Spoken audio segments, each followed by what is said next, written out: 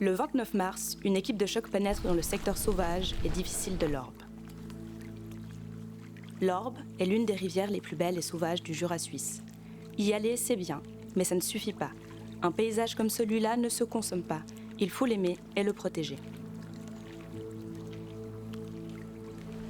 Au Day, le barrage de Romans d'Énergie retient les eaux et toutes les matières qu'elles y ont amenées, y compris les déchets.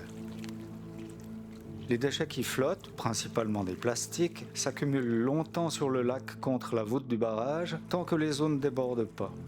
Ces déchets proviennent presque exclusivement de la ville de Vallorbe. Les déchets qui ne flottent pas sont pris dans la masse d'alluvions qui se dépose au fond de la retenue. Il est de la responsabilité de Romans d'Énergie et de son sous-traitant de les enlever avant les crues. Lors de grosses crues, le déversoir avale tous les déchets qui se sont accumulés sur le lac. Romans d'Énergie fait aussi purger régulièrement le pied du barrage en utilisant la vanne de fond.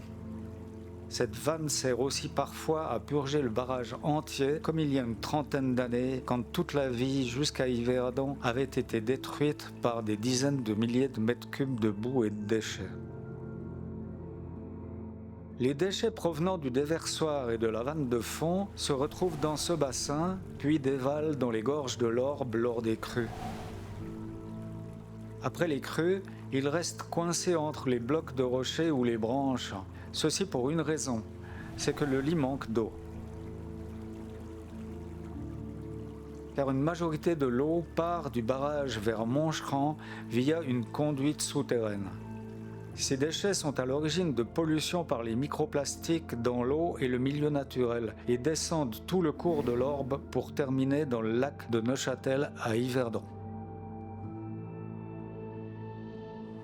Comment une telle situation est-elle possible en 2025 ? Et pourquoi, contrairement à d'autres barrages, les déchets ne sont-ils pas enlevés ?